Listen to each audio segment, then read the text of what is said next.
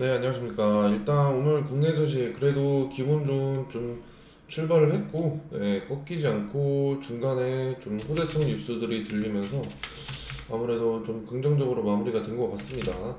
코스닥 같은 경우는 2.67% 어제 떨어진 걸 그래도 좀 회복을 많이 해줬죠. 네. 그렇게 된 걸로 봤을 때 일단은 국내 증시 같은 경우는 어제 이제 전일 낙폭과대 인식 속에서 뭐 대형주의 중심으로 좀 저가 매수 자금이 유입되면서 그래서 이제 코스닥이랑 코스피 지수가 그래도 반등에 성공했었던 걸로 보여지고 있습니다. 그리고 원달러 환율 같은 경우가 조금 문제이긴 하지만 1470원대에 좀 안착을 했고 공매도 재개에 따라서 이제 단기 수급 변동성 확대 등의 요인 때문에 지수 상방이 그나마 조금 이제 코스피는 좀 제한이 됐죠.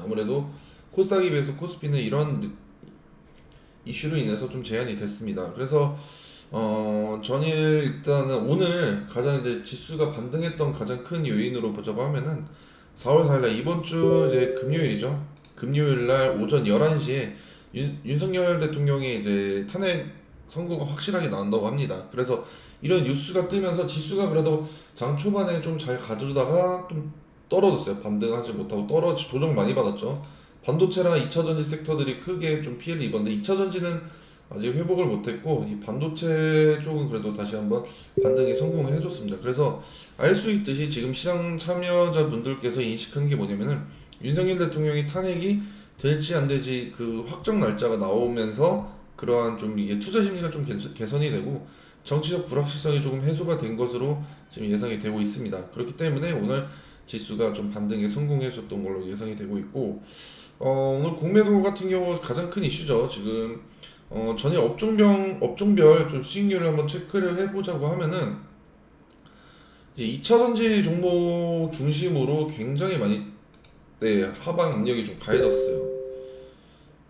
그래서 뭐 그나마 다행인 게 가치주 업종 같은 경우는 좀 상대적으로 좀 선방하는 흐름이 나왔고 그래서 오늘 뭐 다행히 이제 2차 전지 오늘도 좀 조정을 받았고 이렇게 좀 변동성이 좀 심한 시장이지 않습니까? 어제 오늘만 해도 3% 4% 3% 왔다 갔다 이렇게 하는 상황도 나왔고 이제 공매도에 따른 영향권에 좀 노출되었기 때문에 대형 가치주 업종에 상대적으로 조금 우위를 좀 점칠 수 있지 않을까. 그래서 이제 아무래도 이제 2차전지 섹터도 이런 좀 코스닥에 좀 오늘 코스닥 물론 반등에 많이 성공해줬지만 이런 종목들보다는 좀 가치 있고 성장 가능성 있고 그다음에 실적도 받쳐주면서 최근에 급등하지 않았던 종목들 최근에 너무 많이 올랐던 종목들은 조금 피해주세요. 공매도의 대상이 될 수 있으니까. 그래서 매수를 하실 때 대차 지원금도 꼭 체크해 보셔야 되고 그런 부분만 체크하셔서 이런 시장 속에서 대응하면서 공략을 하는 게 좋을 것 같습니다.